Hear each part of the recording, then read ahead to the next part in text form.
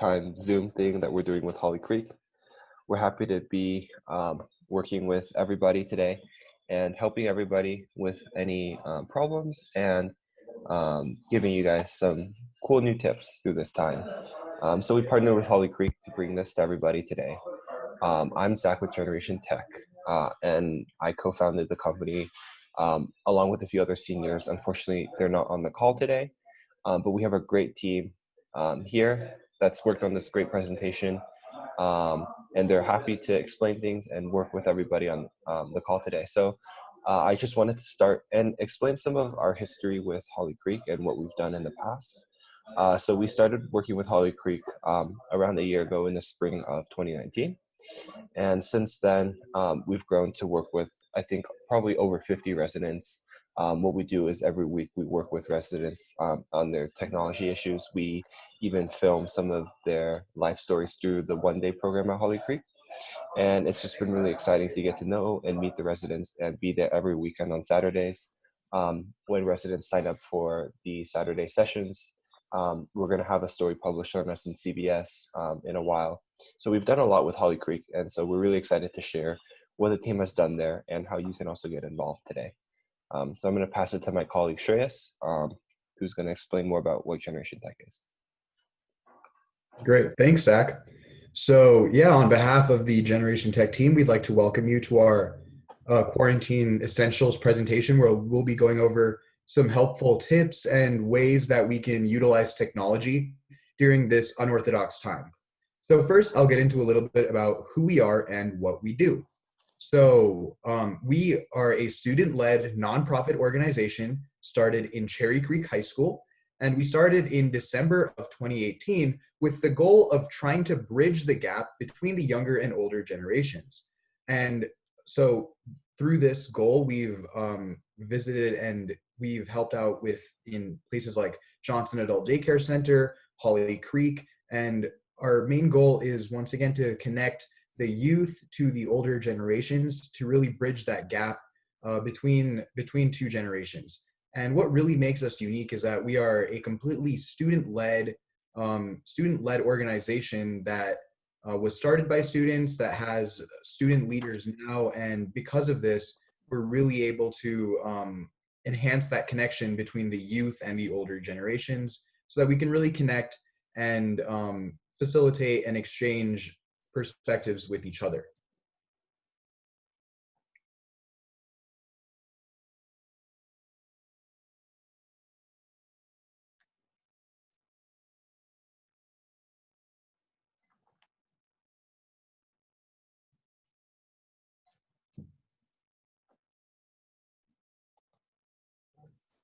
All right, great. Sorry, I was on mute. So here we have Elaine, and Elaine is one of the residents we actually met at Holly Creek. And Elaine shared us her story. So we started with Elaine working on her spreadsheets. So she works on spreadsheets that she organizes all the movies that she shows the Holly Creek residents through. And what we came to realize was that Elaine really loved movies since she was young, when she couldn't really access them. But then she found her love for movies. And so now at Holly Creek, she's able to share her love for movies. Holly Creek has allowed her to work with her peers and work with her friends to show them movies that she loves twice a week. And so it was just awesome to get to meet Elaine and help her as she endeavors to share her love for movies. And it's just, we thought it was a unique story, and it shows how Holly Creek is empowering its residents to really pursue what they care about and love. And it's a really open place for everybody. So that's just what Generation Tech has done with Elaine. And yeah, we're excited to see what she keeps doing.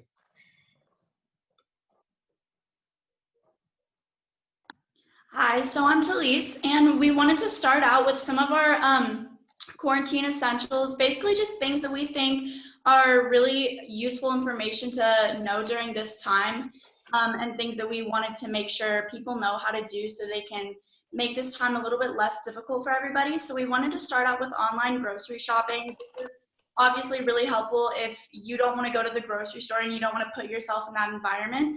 So what we recommend is to use the King Soopers app to do this. So this is just kind of a step-by-step for how you can start using it. So you can go ahead and download the app on either Android or iOS, so iPhones, and just create an account if you haven't already. It's just a standard. You'll do a username and a password. And then you want to use your zip code to select a store that's closest to you. Make sure that you're picking a store in your area and not one that's too far out, especially if you're going to do like pickup or delivery. And then create your order. So you'll see a picture on the next slide that kind of shows you what this screen looks like on the app. But you can basically just search for food items and add them to your cart. There's going to be different tabs where you can look at the categories. So you'll have produce, meat, home, etc. And then once you're done with that, you can always adjust the quantity and just make sure that your cart looks correct. And then you can select either delivery or pickup. Usually delivery is going to be a little bit easier right now. And then you can pick a date and a time for your order to be delivered. Go ahead and enter your essential information such as your address and payment, and then you'll confirm your order. So this is kind of what it looks like, just as like a step-by-step process. After you've created your account, here in the first picture on the left, you'll see it's got some tabs at the bottom, and you'll click shop to go ahead and look through the different categories. And then the next picture just shows kind of what it'll look like. The big blue button says add to cart, so that's what you'll do for that, and then you can always adjust the quantity. And then going over to your cart, it might ask you to, if you have a King Soopers card, which, you know, if you do, go ahead and use that. If not, you can always make one. And then to finish off, you'll choose pickup, delivery, or ship, and that's where you can decide how you're going to get your order, and then after that, you'll just do your payment. So, yeah.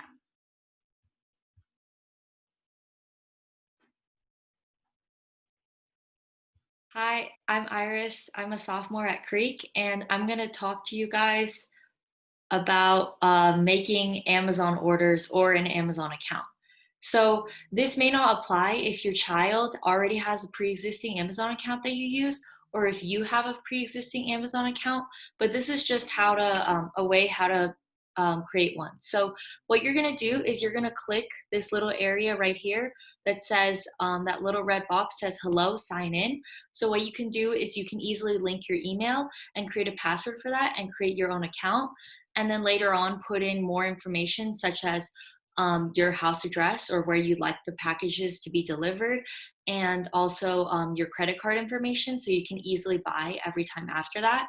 And so with this little tab in the center, the little search bar, you can search for anything you're interested in, whether it be food, games, movies, or other things. Amazon has selection of like thousands of items per every search. And then all you have to do is add that to your bag, and then you can have it delivered quickly. And one thing to note is that for many of the items, they either say Amazon Choice or Prime, which kind of signifies that they should be able to come in faster for because they're more common.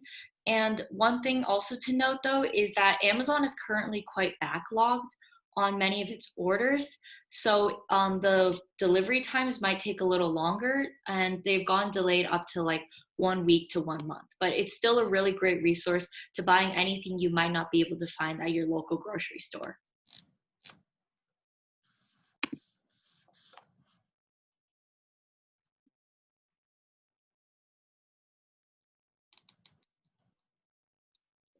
Hi. Okay, so now I'll be going over how to use Zoom calls. So Zoom is a video communication tool similar to Skype or FaceTime, where you can talk to somebody and see their video screen on your phone, and you can communicate to them through that mode. So you can use this to talk. You can use it on your phone to talk to friends, family, doctors, anyone that you really just want to contact. We can do it through this app. So you can either use it on a computer or on a cell phone. So I assume this is a Zoom call itself, and I assume that most of you are using a computer right now. I'll talk a little bit about how we can use it on a cell phone.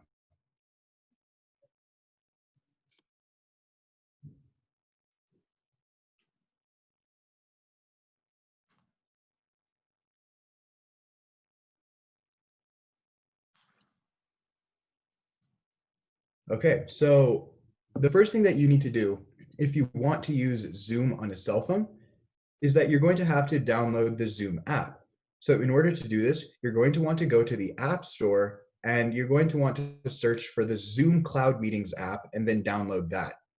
So once you find this on the App Store and you download this Zoom app, then you will immediately be directed to a home screen. And this is the screen that we have over here on the right-hand side of your screen.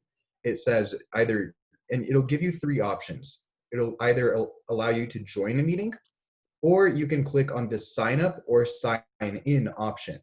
If you simply want to join a meeting that someone else created, then you don't need to create a Zoom account.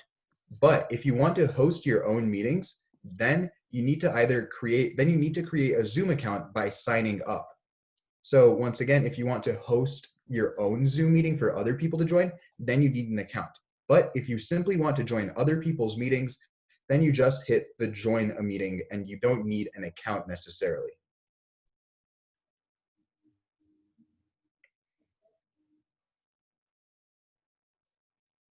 So what if you want to simply just join a Zoom call on a cell phone? You will have two options on how to do this. You will first either be given a link, which is similar to something along the lines of www dot and then like that long strew of letters and numbers. Or so it'll be something like that, like a long link that you can just click on. And once you click on it, it'll immediately direct you to your Zoom call in the app. Now, you will be given this link either through somebody that you know, such as the person that starts the Zoom call. And you can receive this through an email, text messages. There are lots of ways that you can receive this link, but all you need to do is just click on the link on your cell phone and it'll immediately take you to the Zoom app, and then it'll open up the Zoom call for you just by clicking on the link. The other way that you can join a Zoom call on your phone is through a meeting ID and a password. A meeting ID is a long 10 to 12 digit number, and this will once again be given to you by the person who is creating the Zoom meeting. So you just need to visit the Zoom application, and then once you click join meeting, then you can enter in the meeting ID in the appropriate section. So once again, this is like a long number that you'll be given. After you enter this long number, you'll be asked to give a password, and you will have hopefully received this password by the person that started the Zoom meeting. So using a meeting ID and a password, that's another way that you can join a Zoom call through a phone. And all this information will be given to you by the person that creates the Zoom call.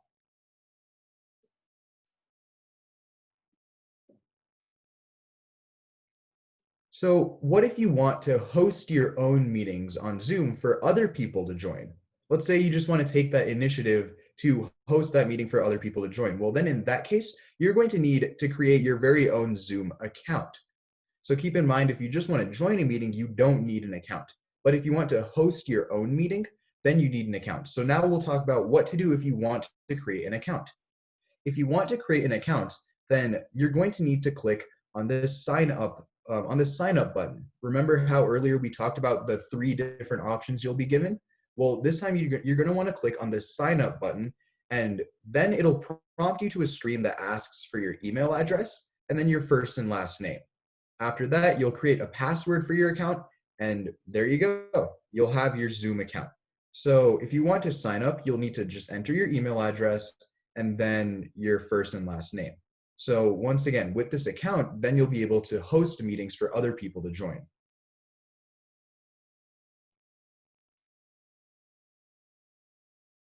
Okay, so I'm just gonna go through and answer a couple of the questions that we had about King Super's grocery shopping, because we had a lot on that and I just wanna make sure everyone is able to do that. So had a couple questions about the app and where to reach this. So if you have an iPhone or an Android, you can go to the App Store and download it just like you would any other app. You should be able to just look up King Supers and that'll come up where you can download it.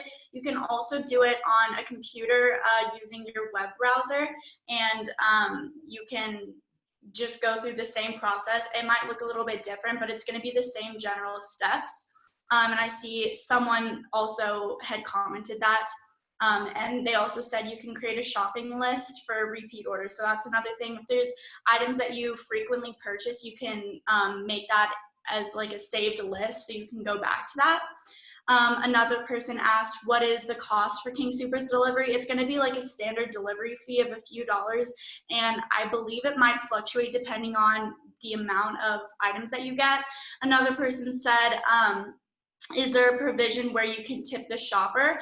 I'm honestly not sure about that, but there's always, if you're doing like pickup or delivery, you will probably come into contact with that person, so you can give them a tip at that point. And then I think that covers all the questions for King Soopers. Someone asked about coupons, and I see Akbar responded to that, but if you have a coupon, you can look at the barcode. There should be numbers on it, and then when you're checking out, this is the same with pretty much any like online shopping. It'll usually ask you if you have a coupon code, and that's where you'll just type in the numbers that you see on the coupon. If anyone has any other questions about King Soopers, I can answer that now. But like in the future, we'll try and answer those as we go along for each of the slides. I think that's it. Okay, cool. Oh, okay. So for online doctor's appointments, this is another thing. I actually heard about this from my mother. She's a geriatrician, and I was talking to her about some of the problems going on right now, and she was telling me that we should kind of talk about online doctor's appointments because it's definitely something that a lot of people need to adjust to. So for starters, you'll want to talk to your health provider about what platform they're going to use, and I think like if you've already kind of gone through this, you should probably know like what platforms to use, but if not, go ahead and like contact your health provider. So my mom works at the University of Colorado, and they use the UC Health Connection platform. Excuse me. So definitely just communicate with your doctor about what programs they use. And then for some tips to start your call with your doctor, you'll probably want to make a list of questions or concerns that you want to talk to your doctor about before the call, so you can kind of organize your thoughts and make sure that everything is consolidated well and you can cover everything that you want to cover in that amount of time with your doctor. So this is kind of specific to each person, but if you have any medicine, any prescriptions, if you have one, a home blood pressure machine, or any other materials that you think you'll need for your visit, make sure you set those out beforehand, so it's not something that you have to look for during the call. And then just lastly, you just want to treat it like it's a regular doctor's appointment. So make sure that your doctor can see you and hear you well. Always just like prop your phone or your computer or whatever you're using up against something. Make sure your volume is all set up well so your doctor can hear you, and you want to make sure that they're able to assess you as best as they can.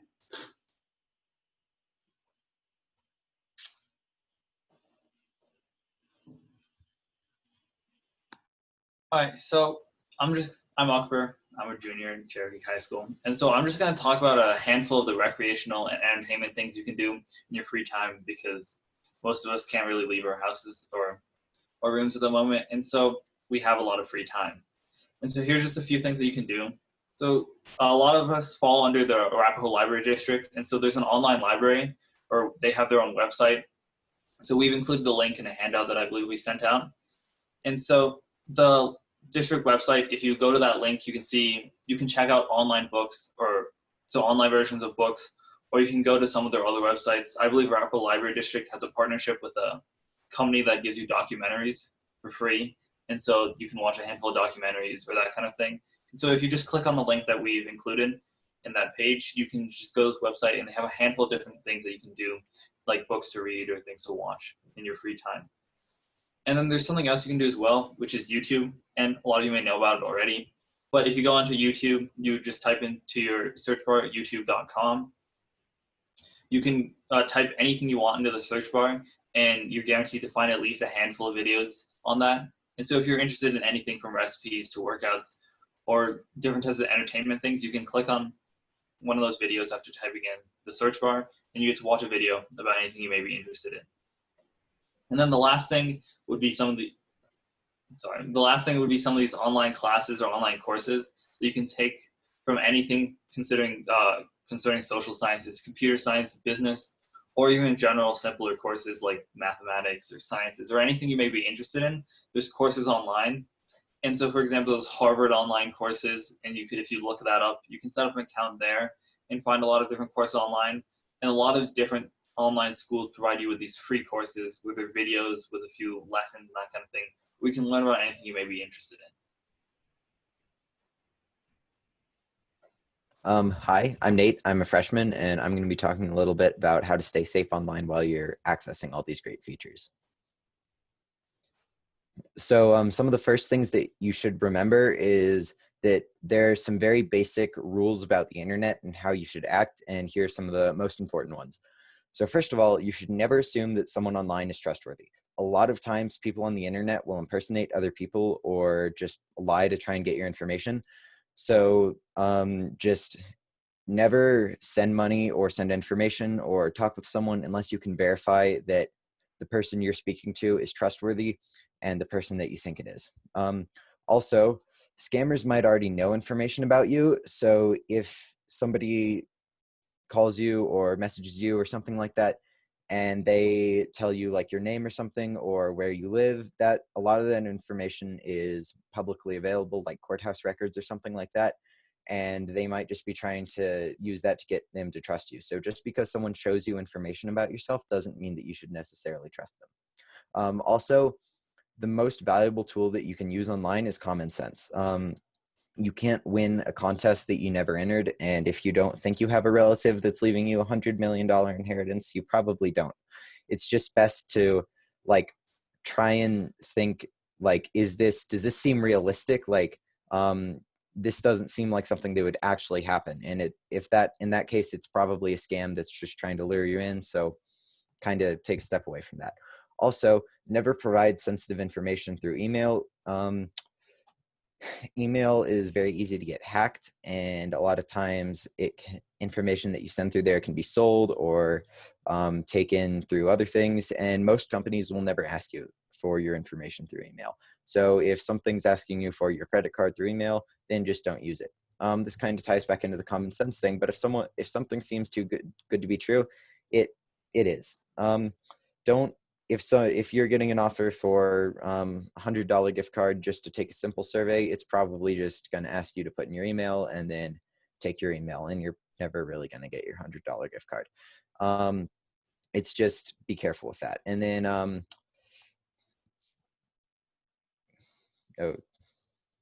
yeah, okay. I can't. Zach, could you go back a little bit over? Sorry.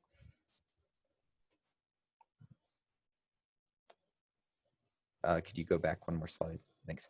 Okay, yeah. And then if you're ever not sure about something, then you should always remember to ask for help. If you're not sure about a website, you can usually just Google the name and it'll come up with reports on if that website is safe or if it's a scam. You might have some friends who have already used that website. Talk to your friends and see if they think it's safe. And also later on in the slideshow, there's going to be a page with emails for us. You can always just email any of us and we can check it out for you. We're here to help. And if something seems really sketchy, then we can always check. Yeah. Yeah, thanks, Nate. So we actually, now that we've talked about all this great technology and some of its features, we're around halfway through our call. And so we have a great poll for everyone here. And we like to see what everyone thinks about technology and different things like that and how much they use it. So I'm going to actually launch the poll right now. So everyone should be able to see a poll pop up on their screen. It's called Technology in Our Lives. And so right now, everyone should be able to see the around 4 questions that we have. So just go through and select what pertains to you.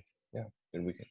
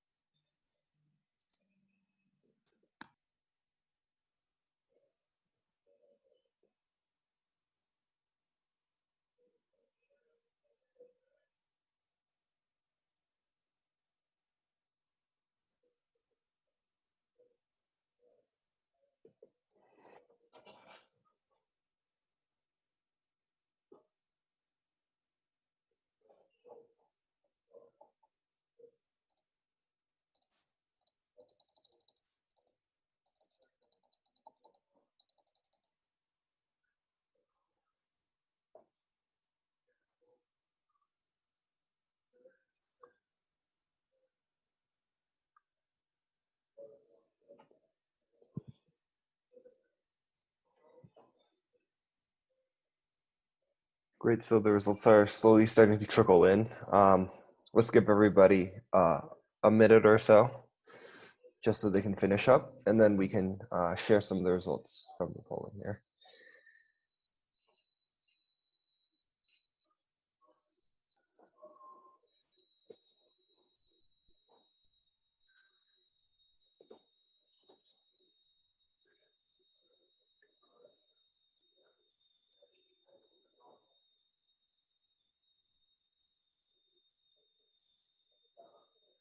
I want to thank everybody who's participating in the poll. It helps us know what other information might be valuable to all of you that are on this virtual event today. So thank you for participating.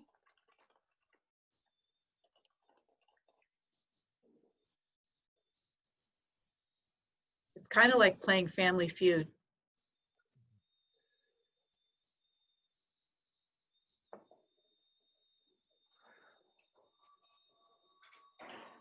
All right, great. So I'm going to end the polling here. A lot of people responded, so we can let's check out the results here. So I'm going to share results, and so everyone can see how everybody else responded. It looks like we have a lot of people that use tech a lot every day. A lot of people use it for quick access to online information, use technology for quick access to online information. Many are unsure of their ability, and many just want to understand the fundamentals of technology. All right, that's great. We're happy to see where the group is at, and how potentially we could help you the best in the future. So let's keep going. We have some more online safety here. Oh, did it skip a slide? Okay.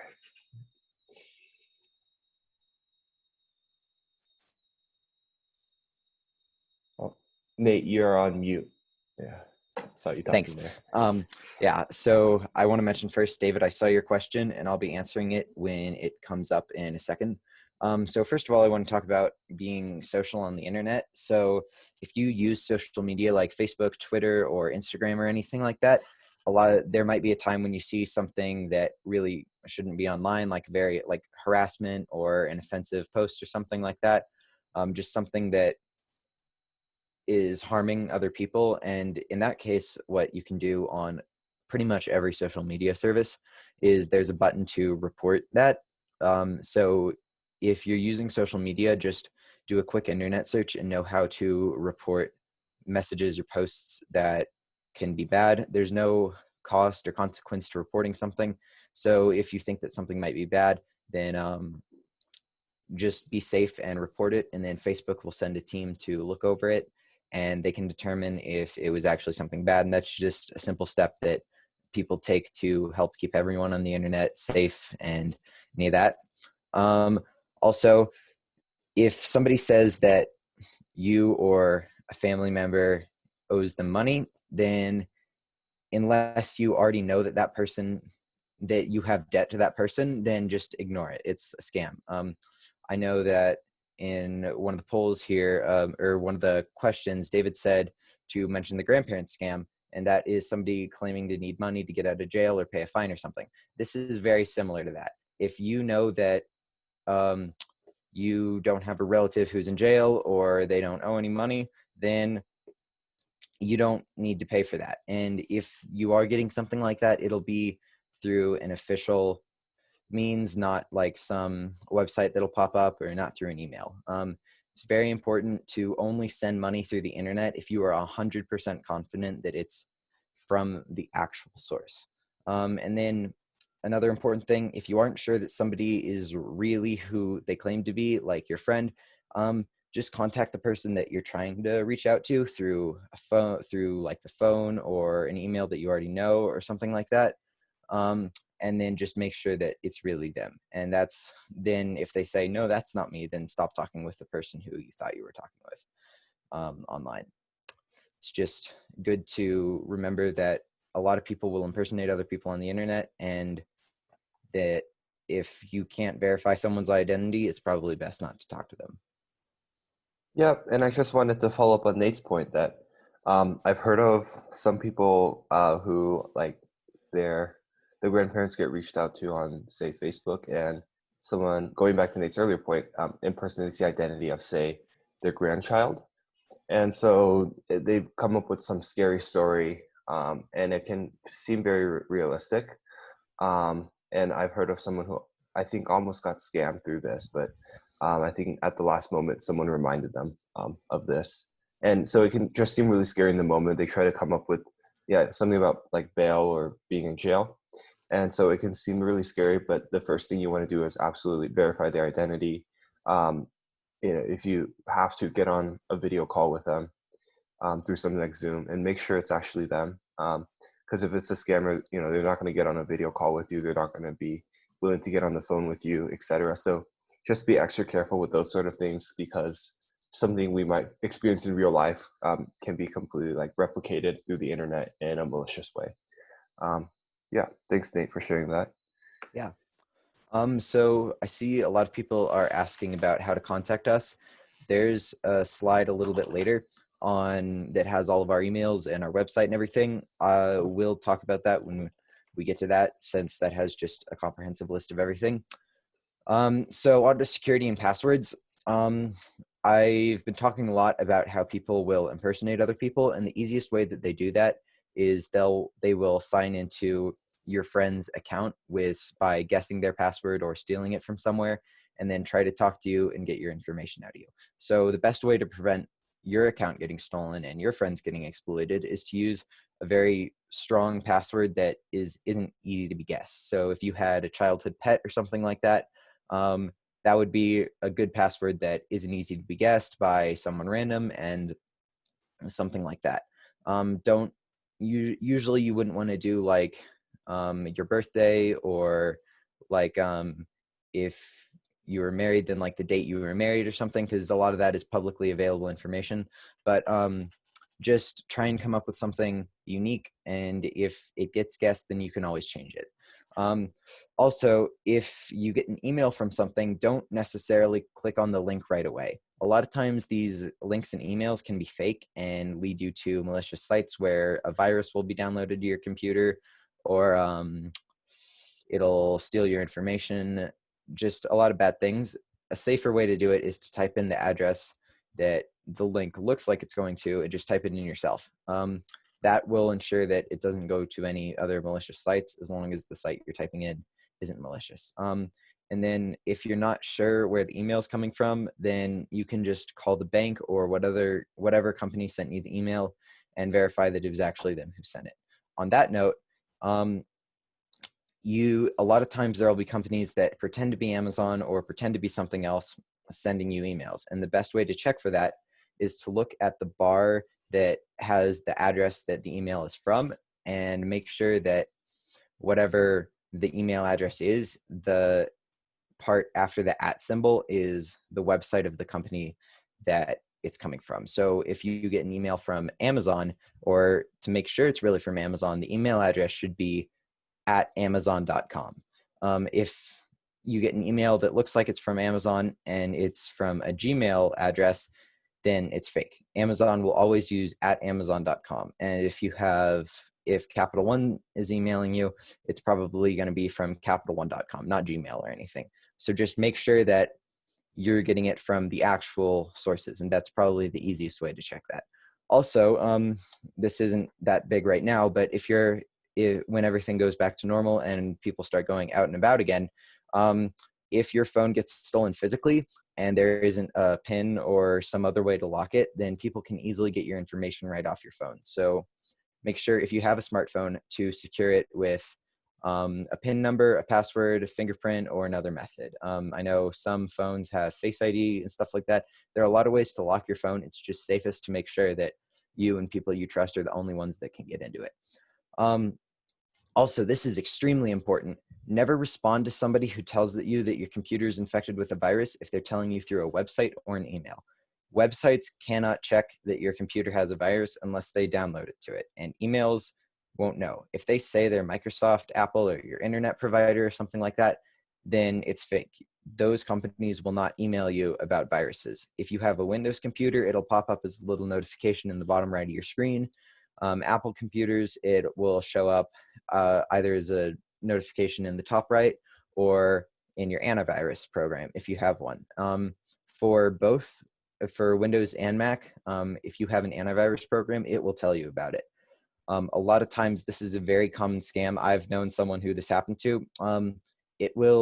They will say your computer has a virus, and they'll either ask you for information on they'll either ask you for your login information for your computer, which they can access digitally and get in and take other information that they might want, like your social security number or something like that. Or in extreme cases, this is what happened to the person that I knew. He ended up mailing his computer to Berlin or something to try and because they promised that they would take the virus off the computer. In the end, there was no virus on the computer, and he ended up mailing his computer to another country and never getting it back. So just make sure to always distrust any emails or anything like that that says that you have a virus on your computer. Before we move on from this slide, I just wanted to make one comment. If you're someone who's like forgets passwords really easily, especially if you're having to make different ones for different accounts, because I do that. I have this app called Passcodes, and it requires a password to get in, but then you can easily organize all of your usernames and passcodes in the app. And then as long as you know like the one password to get into the app, all of your other ones will be inside it, and you can organize them by like application. So you should be able to just download that in the App Store. It's like a red box, and it has like a lock on it, is what the app looks like. So it's really helpful for me personally. If any of you guys want to download that, just so you can like kind of consolidate and keep all of your passwords in the same spot, because sometimes having them on a piece of paper can kind of, get lost or something. So. Yeah, LastPass and other services like that are very good. If you're seeing a message that says that your internet connection is unstable, then that just means that there's a little bit of a strain on your network right now. There's nothing you can really do about that, but it shouldn't cause much of a problem unless your internet starts getting really bad. Most of all, you can pretty much just ignore that. And then, yeah, David said something here about how Comcast and other companies like that won't call you on the phone. If they say it's Comcast or something, it's a lie. They will always contact you through some other method, like anything like that. Yeah, sorry. Anyways, yeah. So don't trust phones, emails, websites that say that it's a virus or anything like that. So this is another big thing for shopping, banking, and donating. Anytime you're sending money online, first of all, you should only buy things online from reputable merchants. If you're not sure if something's real, like you look up what you want to buy and you find it for a low price from a kind of shady looking website, you can Google the website and it'll tell you if it's real or not. You can always ask friends if they've used it before, or feel free to contact us and we can tell you about it. If you are buying something, never send cash or wire money. That is virtually impossible to track. And if that money goes to a bad place or it becomes a scam and you need it back, then you can never really get it back. Credit cards, debit cards, and PayPal, that can all be tracked, and it's a lot easier to get the money back or kind of at least stop it from going further if something bad goes wrong, if something goes wrong with it. But all in all, be careful no matter what you're paying. And if you don't trust someone or something that's asking for money on the internet, just don't pay them. Also, if you're shopping or banking, look for a secure site with a web address that starts with HTTPS. So if on a web browser, if you look up in the top to your address bar, it should say HTTPS, then / and then www. And then everything else that comes after that, like the actual website. The S in this stands for secure, and it means that any data that you send to the site and data that the site sends back to you is encoded, and hackers can't really look at it as easily. If you're on some web browsers, this will show up as a lock in the top of the screen as opposed to the S in the web browser. So that also means it's secure. This isn't as much of a problem since most sites are secure these days, except you should always check before you input credit card details or anything like that. If you plan on donating to charities or anything like that online, always make sure that it's a legitimate charity and not something masquerading as a charity online. There might be multiple websites online that claim to be the Make-A-Wish Foundation, and only one of them is real. The others are scams trying to get money. And also there will be some instances of there just being one charity online and it's a unique charity to the internet, except those charities aren't really charities and they're more for-profit companies just trying to get your email, or trying to get some money. So always look up the charity, make sure it's a reasonable thing that you would be comfortable giving your money to. Also, this is super, super important. Don't give out your social security number, Medicare number, anything very sensitive unless you are sure it's necessary. If you give out your social security number, it'll be probably to your bank online. You've used the HTTPS thing to verify that it's your bank. And they'll be applying for credit or opening an account, something like that. That is the only time that you should really give out your social security number online. Medicare number would only be to your healthcare provider. Stuff like that you know can trust it, but you know you can trust. If you're trying to buy something online, if they ask you for your social security number, it's a scam and you should stay away from it. Yeah. Okay, so moving on, we have using apps and unknown websites. So for pretty much any app, you'll be able to see, if you're downloading it on the App Store, you'll be able to see reviews for it. It'll give like a 5-star or a rating out of 5 stars, and then it'll have like comments. So if you're not really sure about an app or if it's reputable or not, you can always check the reviews and just kind of see what other people are thinking about it.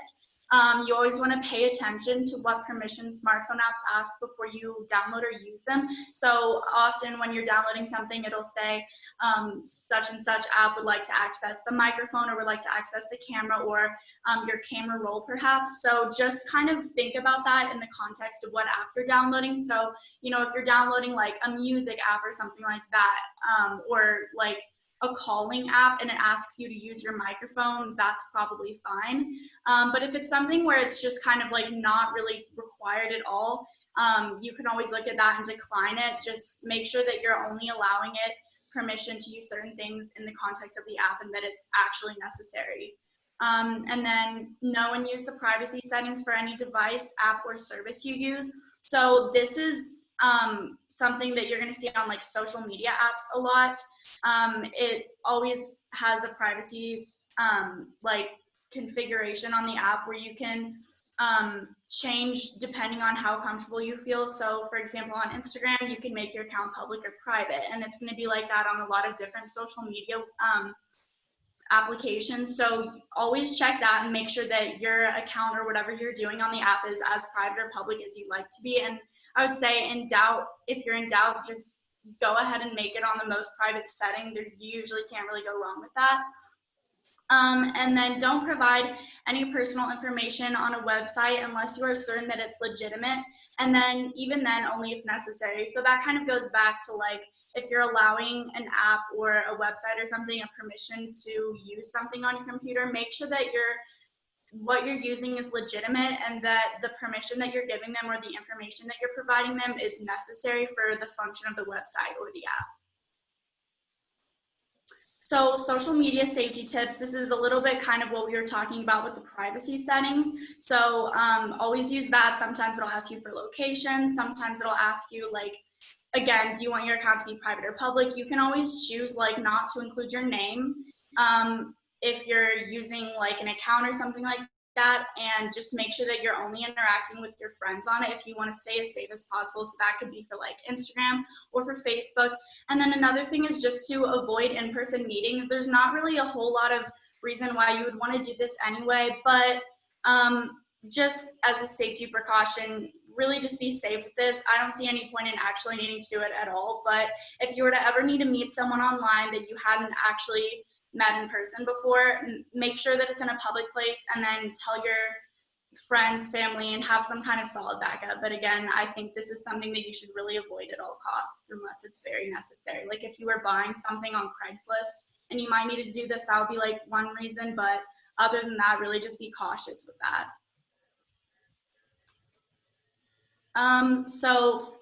Media literacy and fake news, this is something that's become like a really, really big problem just because we don't see a lot of censorship on the internet. So it's really important just to kind of keep this in the back of your mind while you're using news sources or social media or anything where you're kind of getting like just overloaded with information. You just really need to know that not all of it is going to be true. In fact, most of it probably is exaggerated or for shock value. So just keep in mind, not everything you read online is necessarily true.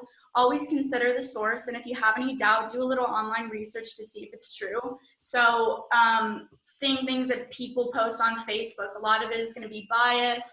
A lot of it is going to be intended for shock value, intended for people to react to it and like it and get like views and stuff like that. So that's not always going to be true, and that's not always going to be something that you should really pay attention to. Additionally, with advanced technology, people have been able to create realistic seeming fake videos or news articles. So just because something looks real doesn't mean it is. You can always trust, like CNN, BBC, Fox News, like reputable news sources like that, like you can trust that. But if something is like just seems very out there, seems like something that's not necessarily true, and you don't see a lot of confirmation for it, it's probably not true, and it's probably not something to get like worked up over.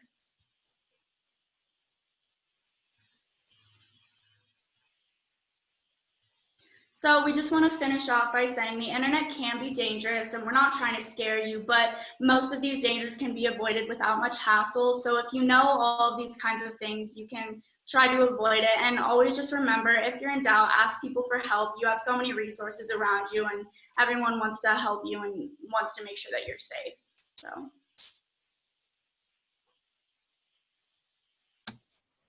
All right, so that's all the information we have for you guys. So thank you for watching and thank you for listening. If you have any questions, feel free to email us at any of these emails. And so these are all our individual email addresses. So if you have any questions, you can email us, or you can go to our website, gentechco.org. And from there, we have a page where you can contact us directly from there. And if you have any questions right now, feel free to ask using the Q&A feature on here. Yeah, thank you for listening, and thank you so much for joining us.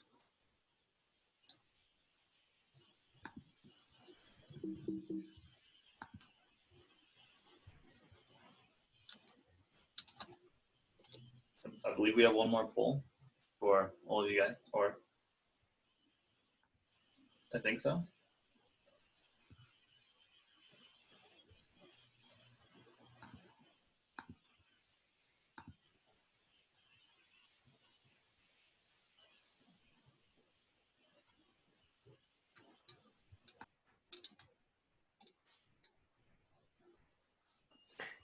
Yep, so a second poll should be showing up on everybody's screen.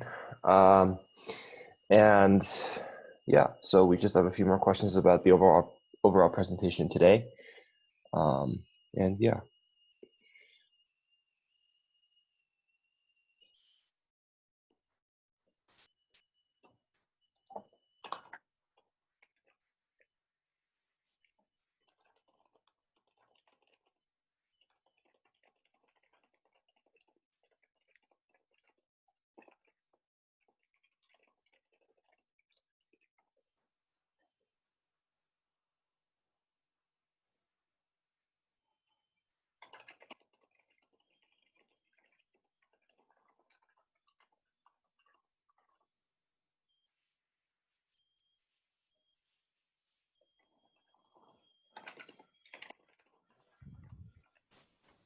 If you're having trouble seeing the poll, if you look at the bottom of your screen, there should be a button that says polls, and that should help you pull it up.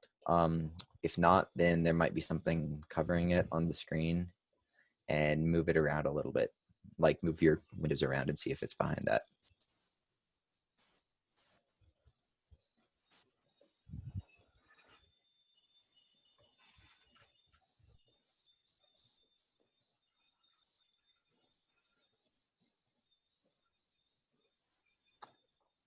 All right, great. So it looks like we have most of our results in.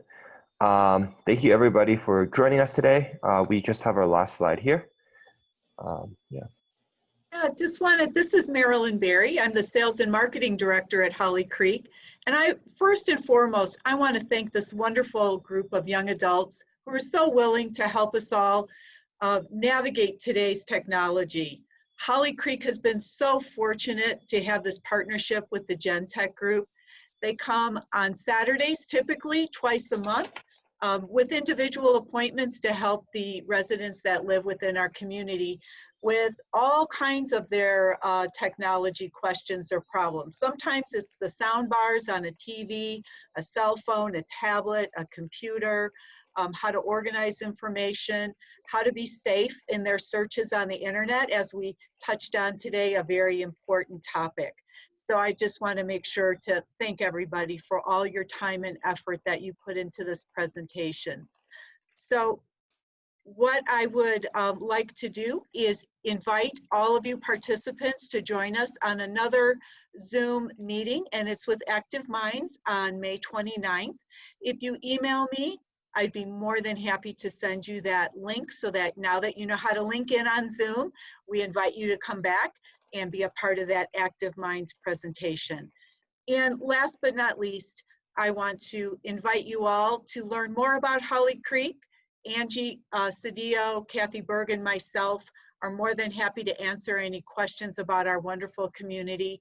We've been able to remain COVID-free in our residential living during these past 9 weeks.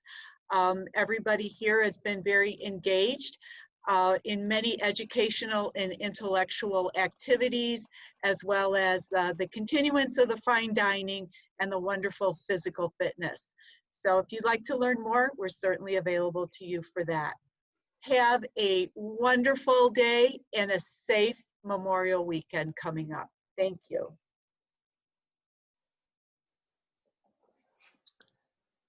All right, thank you, Marilyn. And hopefully we can do one of these again, maybe. And we're happy everyone joined us today, and we had some great questions, and so that we were happy to answer. So we hope that you guys were able to learn something from this call and see what Generation Tech is about. And we hope that you'll be joining Holly Creek and joining Generation Tech in the upcoming months. And yeah, so we look forward to seeing everybody. Thank you for joining us today.